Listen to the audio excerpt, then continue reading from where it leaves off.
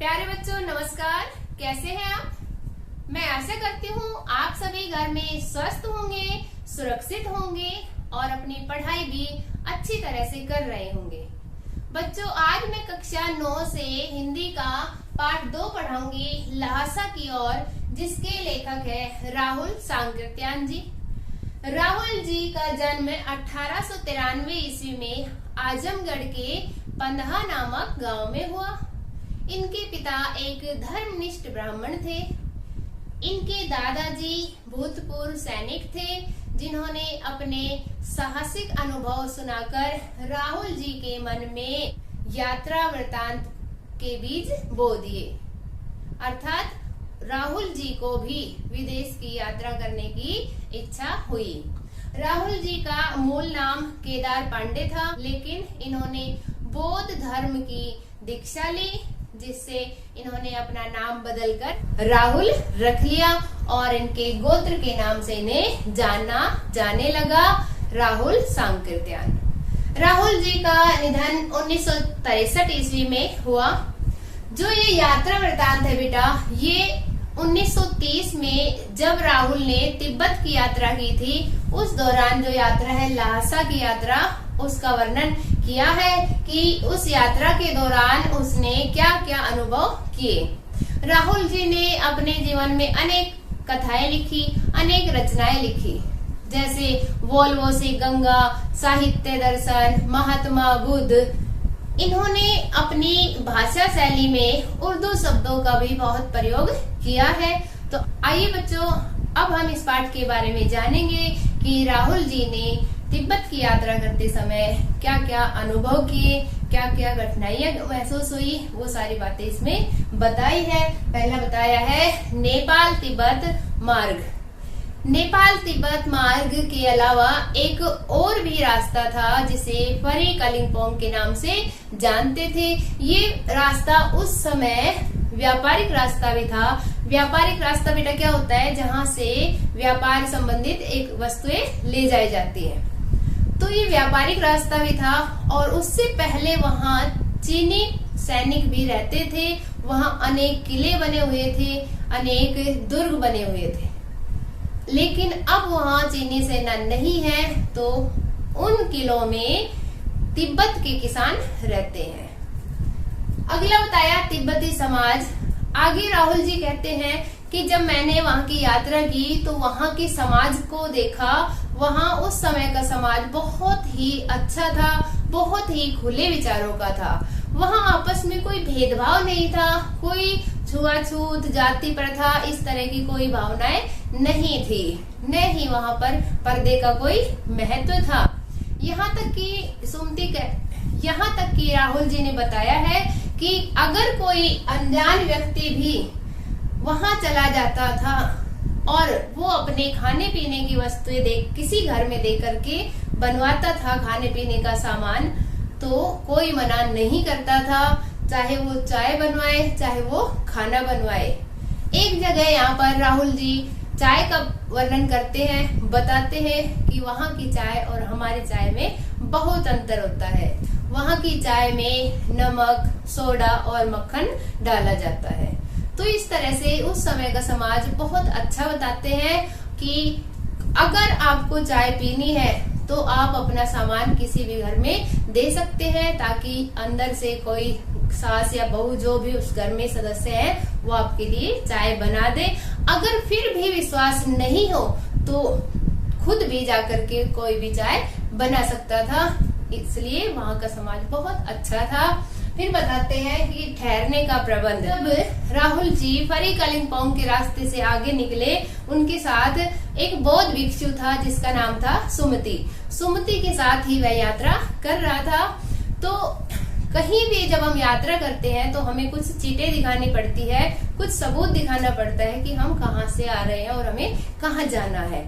तो इस तरह की राहुल जी के पास 2 चीटें थी, जो वहां पर दिखाई और आगे बढ़ गए। जो सुमति उसके साथ है, उसे वहां तिब्बत में अधिकतर लोग जानते थे। क्यों? क्योंकि सुमति बौद्ध धर्म को मानने वाला था और अधिकतर लोग वहाँ बौद्ध धर्म में विश्वास करते थे। इसलिए सुमति की अधिक जान पहचान थी, जिसके कारण सुमति को और लेखक को वहां रहने का स्थान भी मिल गया, बहुत अच्छा स्थान रहने का मिल गया। फिर बताते हैं डांडा थोंगला से गुजरना। अगले दिन जब वो लासा की ओर आगे बढ़ते हैं तो उन्हें एक जगह पार करनी थी जिसका नाम था डांडा थोंगला।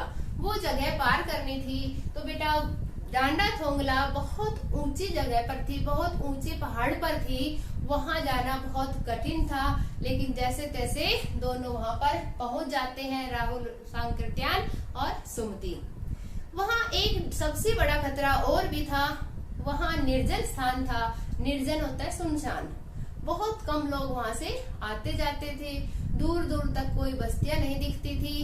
तभी वहां चोर डाकुओं का भी डर लगा रहता था कि कोई आ न जाए। और चोर डाकू क्या करते थे कि वहां जो यात्रा कर रहे हैं उन यात्रियों को लूट लिया जाता था और यहाँ तक कि कई बार मार भी देते थे। लेकिन जब वो डाकुओं ने मारते थे तो उसकी गवाही देने वाला वहां कोई नहीं होता था। क्यों? क्योंकि सरकार की कानून व्यवस्था अच्छी नहीं थी। खुले आम चोर लुटेरे डाकू हाथ में बंदूक और पिस्तौल लेकर घूमते थे। तो जब लेखक और सुमति डांडा थोंगला पहुंचते हैं तो उन्हें भी रास्ते में डाकू मिलते हैं। तो उन्होंने अपना वेश बदल रखा था। वेश कैसा था उनका? भिक्षु वेश, भिखारी का, भिखमंगे का वेश उन्होंने बना रखा था। और जैसे ही उन्होंने डाकुओं को अपने पास आते देखा, अपने सर पर रखी टोपी को उतारा, जीभ निकाली और कुची कुची एक एक पैसा कहने लगे। कुची कुची का अर्थ है दया दया। तो डाकुओं ने समझा ये तो भिखारी है और वो उसे छोड़कर आगे बढ़ गए। तो बेटा ये डांडा थोंगला एक तो डाकुओं के डर से उन्हें अधिक भयंकर लगी और दूसरा ऊंची जगह थी और वो सुनसान जगह होने के कारण अधिक भयानक थी। अगला बताते हैं लंगोर से प्रस्थान। जब वो डांडा थोंगला को पार करके लंगोर की ओर बढ़ते हैं तो लंगोर में भी सुमति है, उसके चाहने वाले, उसके यजमान मिल गए, क्योंकि वो गया से उनके लिए तावीज लेकर के जाता है। आगे लंगोर से प्रस्थान। आगे जाने के लिए लेखक और उसके सहयोगी सुमति ने घोड़े की व्यवस्था की और वो घोड़े पर सवार होकर आगे बढ़ने लगे। मार्ग में उन्हें डांडे के देवता नजर आए, जिस पर वहां के स्थानीय लोगों ने रंग बिरंगे कपड़े बांधे हुए थे और कहीं सींग लटकाए हुए थे। लेखक और सुमति अपनी यात्रा पूरी करने लगे तो अचानक से लेखक रास्ता भटक गया और वह अपने सहयोगी से अलग चला गया। काफी दूर जाने के बाद लेखक को पता चला कि वह तो गलत रास्ते पर आ गया है, इसलिए उसने किसी से उचित मार्ग के बारे में पूछा। जब लेखक सुमति के पास पहुंचा तो शाम हो चुकी थी और उसने देखा कि सुमति बहुत गुस्से में था। जब लेखक ने बताया कि उसका घोड़ा कमजोर था और वह अपना रास्ता भटक गया था तो सुमति का गुस्सा शांत हुआ। अब दोनों ने अपने यजमानों के यहाँ विश्राम किया और सुबह होते ही वो तिगरी से सेकर विहार की ओर जाने लगे। लेकिन सुबह लेट उठे और उनके पास सामान अधिक था तो उन्हें कहीं से कोई घोड़े का इंतजाम भी नहीं मिला। अब दोनों ही पैदल आगे की यात्रा करने लगे। दोनों के पास काफी सामान था जो भारी था और वहां की धूप बहुत तेज थी, सीधी धूप में हम नहीं चल सकते थे, इसलिए सर पर मोटे कपड़े की टोपी होना आवश्यक था। लेखक बताते हैं कि हम बहुत बुरी तरह थक गए थे, लेकिन हमें आगे की यात्रा करनी थी, इसलिए बिना थके बिना रुके वह चलते गए।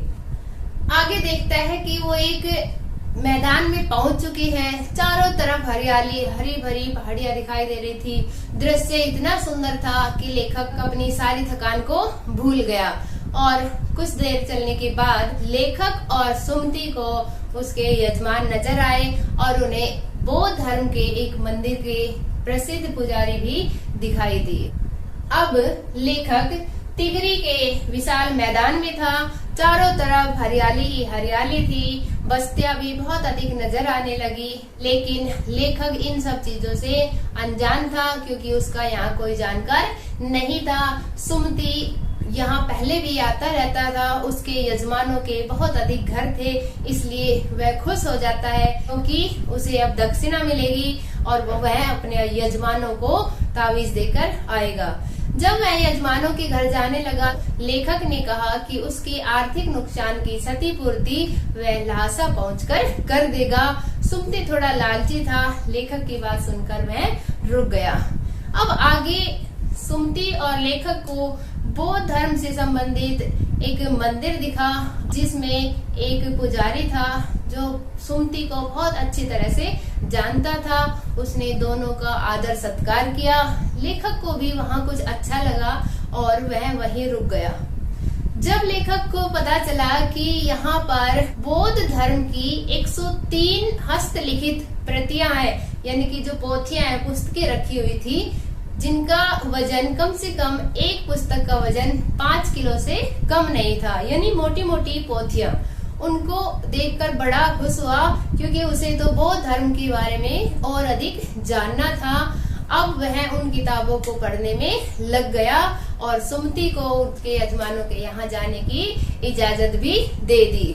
उसे लगा सुमति 2-3 दिन में आएगा, तब तक वह सारी पुस्तकों को पढ़ लेगा, लेकिन सुमति दोपहर तक ही वापस आ जाता है। लेखक ने जैसे तैसे कुछ पुस्तकों को पढ़ा और फिर वो आगे की यात्रा पर निकल गए। तो बेटा, इस तरह से इसका एक छोटा सा सारांश है जो आपको अच्छे से समझ आया होगा। नहीं आया है तो दोबारा से एक बार पाठ को आप पढ़ेंगे और समझने का प्रयास करेंगे, ताकि जो आपसे अर्थ ग्रहण संबंधी प्रश्न पूछे जाते हैं उसका आप अच्छी तरह से उत्तर दे सको और स्वस्थ रहें, सुरक्षित रहें और बेटा अपना काम नियमित रूप से करते रहें। इसी शुभकामना के साथ नमस्कार, धन्यवाद।